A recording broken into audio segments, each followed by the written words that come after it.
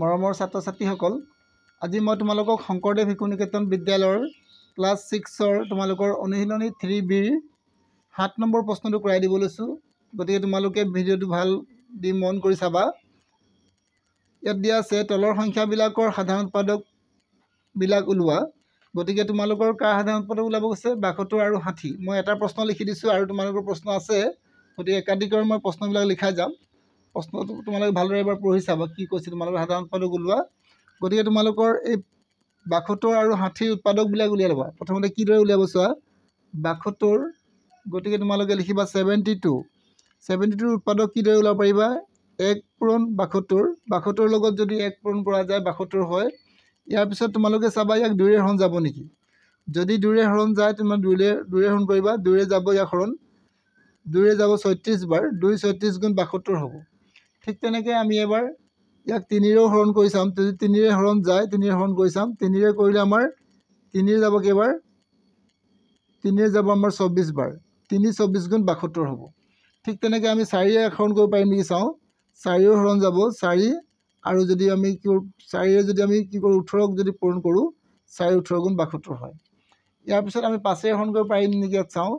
5ৰে হৰণ কৰিব আমি নোৱাৰোঁ, গতিকে 6ৰে হৰণ কৰিম। 6 12 গুণ 72।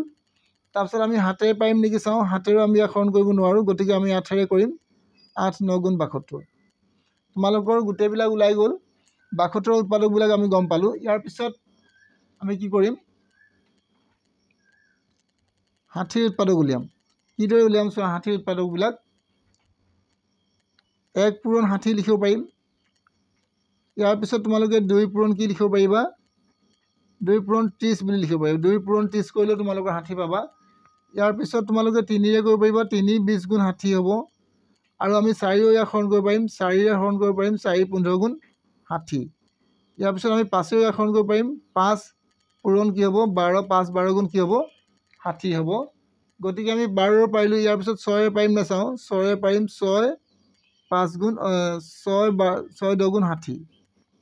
ইয়াৰ পিছত আমি 7ৰে পাৰিম নেকি? 7ৰে নোৱাৰোঁ।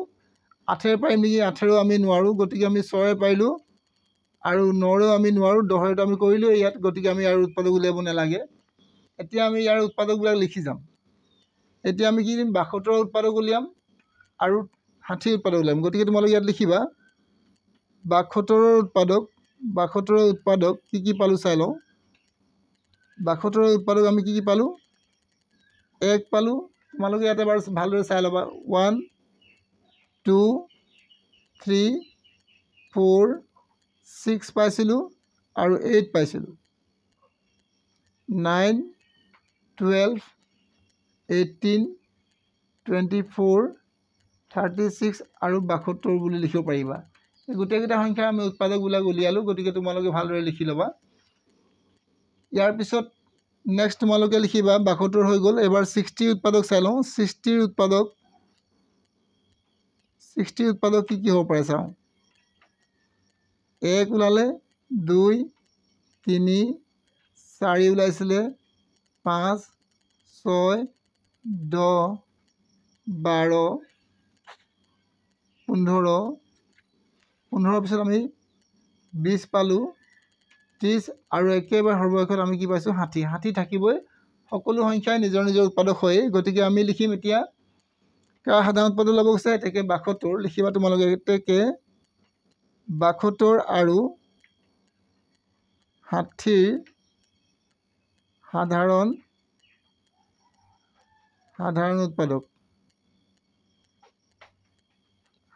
উৎপাদক। কি কি হ'ব পাৰে চোৱা। 72 আৰু সাধাৰণ উৎপাদক আমি কি? প্ৰথমতে আমাৰ ইয়াত 1 আছে, সকলোতে 1 আছে আৰু 1 সকলোতে থাকিবই। গতিকে 1 লিখিব পাৰিম। 2 আছে ইয়াত, 2 ইয়াতো আছে, গতিকে 2 লিখিব পাৰিবা। 3ও লিখিব পাৰিবা। 4 লিখিব পাৰিবা। 4 ইয়াত আছে, ইয়াত আছে। 5টো ইয়াত আছে কিন্তু ইয়াত নাই। 6টো লিখিব পাৰিবা। 6 ইয়াত 8 লিখিব নোৱাৰিবা। 8 ইয়াত আছে, ইয়াত 8 নাই। তাৰপিছত তোমালোকে 12 লিখিব পাৰিবা। কি লিখিব পাৰিবা? 12 লিখিবা এবাৰ।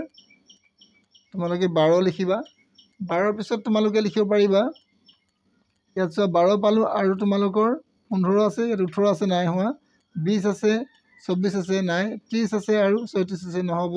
60 আৰু 72 আছে, গতিকে এইকেইটা কেতিয়াও নহ'ব। গতিকে তোমালোকে এই 12 লৈকে লিখি থ'বা।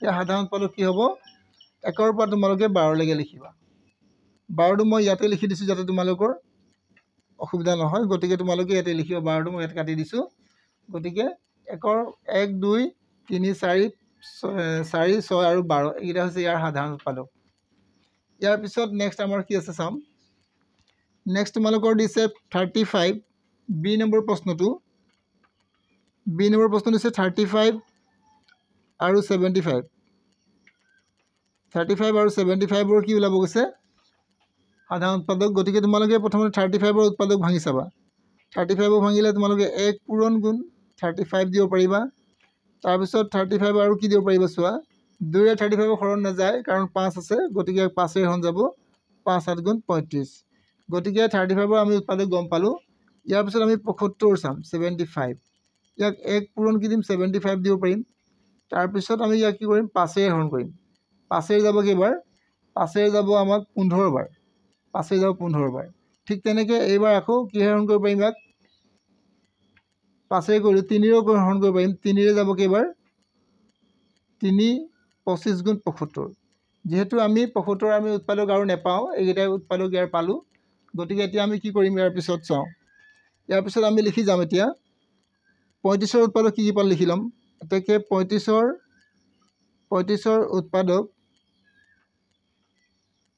উৎপাদক কি পালোঁ আমি 1 পালোঁ 5 পালোঁ 7 আৰু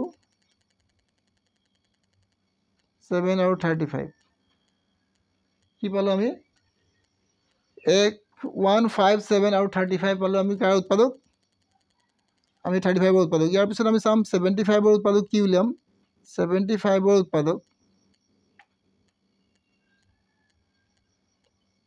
75 ৰ উৎপাদক কি হ'ব 1 3 5 15 25 আৰু 75 এইদৰে আমি ভালদৰে লিখি লওঁ 75 এতিয়া ইয়াৰ সাধাৰণ উৎপাদক লিখিব লাগে এতেকে কি লিখিম 35 আৰু 75 ৰ সাধাৰণ উৎপাদক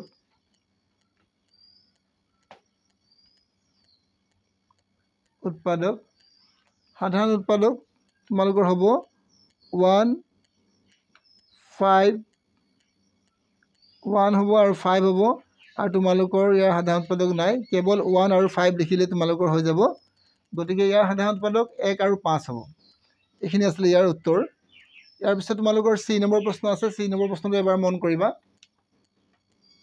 গতিকে তোমালোকে এতিয়া চি নম্বৰ প্ৰশ্নটো মন কৰা ইয়াত তোমালোকৰ 70 105 আৰু 175 এই গোটেইবিলাক সংখ্যাৰ সাধাৰণ উৎপাদক উলিয়াবলৈ কৈছে গতিকে তোমালোকে প্ৰথমতে 70 উৎপাদক উলিয়াই ল'বা 70 উৎপাদক কি হ'ব 1 পূৰণ 70 আৰু দিবা তোমালোক 2 ৰে হৰণ যাব চাগে 2 পূৰণ কি দিম 35 কাৰণ 2 ৰে এইটোৰ কাৰণে হৰণ যাব ইয়াত শূন্য আছে শূন্য থাকিলে 2 ৰে হৰণ যায় গতিকে এবাৰ আমি 3 ৰে হৰণ কৰিব পাৰিম 3 ৰে হৰণ কৰিব নোৱাৰিম চাওঁ পাৰিম নে নোৱাৰিম 3 ৰে আমি হৰণ কৰিব নোৱাৰোঁ গতিকে 5 ৰে হৰণ কৰিম 5 ৰে হৰণ কৰিব পাৰিম 5 ৰে কেইবাৰ দিম ইয়াক চোৱা 5 ৰে যদি হৰণ কৰিব যাওঁ 14 বাৰ 5 আৰু যদি 14 পূৰণ কৰোঁ কি ওলাব 70 ওলাব তোমালোকে যদি পূৰণ কৰিব নাজানা হৰণ কৰি ল'বা ইয়াৰ পিছত 6 নাযায় ইয়াক 7 যাব 7 2 গুণ 70 গতিকে আমি গম পালোঁ যে 70 উৎপাদকবিলাক আমি উলিয়াই ল'লোঁ ইয়াৰ পিছত আমি 105 ৰ উলিয়াম 1 পূৰণ 105 লিখিম আৰু 2 ৰে হৰণ নাযায় ইয়াক ডাইৰেক্ট কি হৈ যাব 3 ৰে যাব নেকি চাওঁ 3 ৰে হৰণ যাব 3 ৰে কেইবাৰ দিম 3 3 গুণ 9 থাকি যাব ইয়াত 1 3 5 গুণ মানে 35 বাৰ 3 পূৰণ যদি 35 কৰা যায় তেতিয়াহ'লে তোমালোকৰ ইয়াৰ কি ওলাব 105 ওলাব ঠিক তেনেকৈ আমি এবাৰ 3 ৰে কৰিলোৱে এবাৰ 4 ৰে নাযাব 5 ৰে হৰণ কৰি চাম 5 ৰে যদি হৰণ কৰোঁ 5 2 গুণ 10 5 1 গুণ 5 আকৌ আমাৰ কিহেৰে হৰণ যাব চাওঁ ইয়াক 3 ৰে হৰণ কৰিব পৰা যাব 3 7 গুণ মানে 7 5 গুণ 35 আৰু হৰণ নাযাব 5 ৰে গ'ল আৰু বেলেগ সংখ্যাৰ হৰণ নাযাব গতিকে আমি ইয়াক কৰিব আৰু নোৱাৰোঁ গতিকে ইমানেই কৰিলোঁ ইয়াৰ পিছত আকৌ চাওঁ আমি 175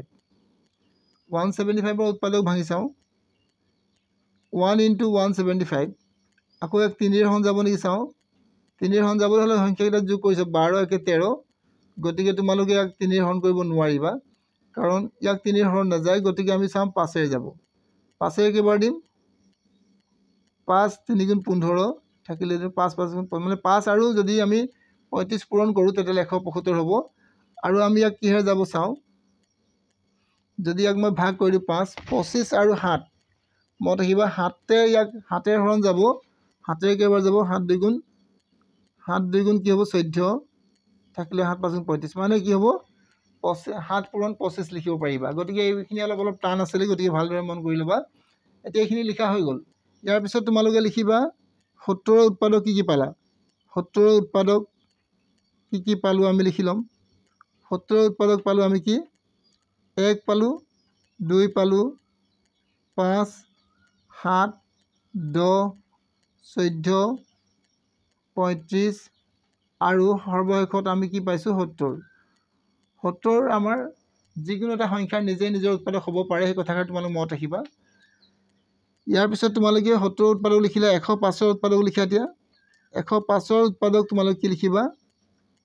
1 লিখিবা, 3 5 21 35 আৰু তোমালোকে লিখিবা শেষত 105।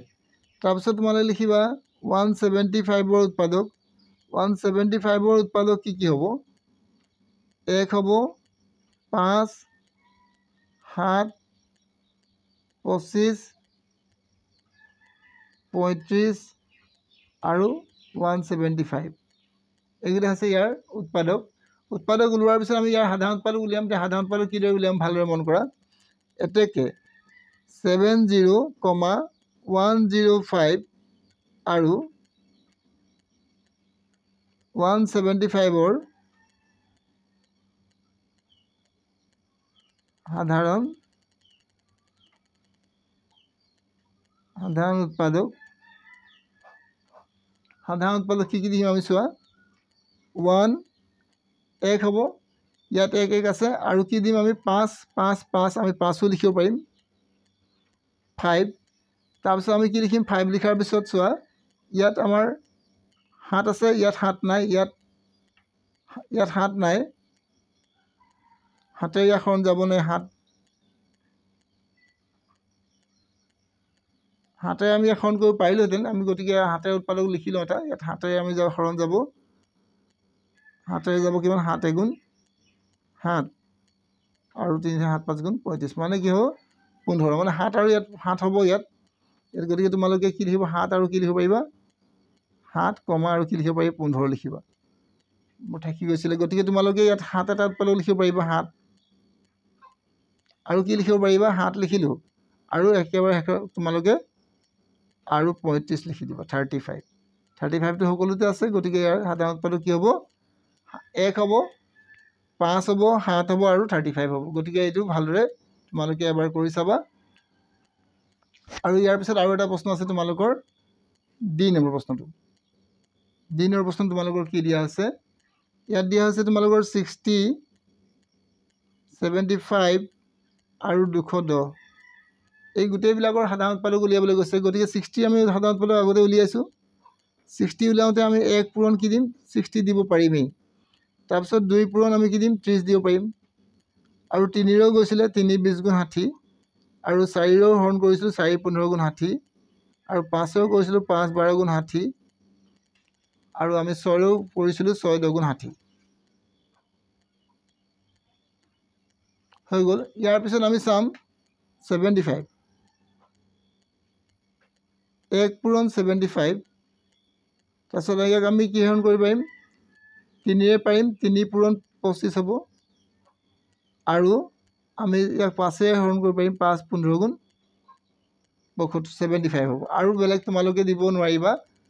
এইকেইটা হৈ গ'ল। ইয়াৰ পিছত তোমালোকে 210 কৰিলে তোমালোকৰ 1 পূৰণ 210টো হ'বই। তাৰপিছত 3ৰে কৰিব পাৰিবা। 3 কৰিলে 3 7 গুণ 370। আকৌ তোমালোকে যিহেতু শূন্য আছে, শূন্য থাকিলে 2ৰেও কৰিব পাৰিবা। 2ৰে হৰণ কৰিলে কিমান হ'ব? 2 1 2 0 2 5 গুণ 10। আকৌ 2ৰে কৰিলোঁ আৰু এবাৰ 3ৰে কৰিলোঁ। 4ৰে যাব নাই চাওঁ। 4ৰে আমাৰ হৰণ কৰিব নোৱাৰিম। 4 5 গুণ 2 4ৰে হৰণ কৰিব নোৱাৰিম। 5ৰে যাম, 5ৰে হৰণ কৰিব পাৰিম। 5ৰে কৰিলে কিবাৰ দিম? 5 4 গুণ 20 থাকিব তোমালোকৰ 1 5 2 গুণ 10 মানে 45 বাৰ যাব এইবাৰ আমি চাম 5 ৰ পিছত আমিতো হৈ গ'ল 3 ৰে কৰিলোৱে আৰু এবাৰ কি 6 ৰে যাব নেকি 6 ৰে গ'লে আমাৰ হৰণ কৰি চাম 210ক আমি হৰণ কৰি চাম 6 ৰে 6 3 গুণ 18 বাকি থাকিলে 3 আৰু এফালে থাকিলে 0 6 5 গুণ 30 মানে 6 এৰ পূৰণ কি হ'ব 6 * 35 হ'ব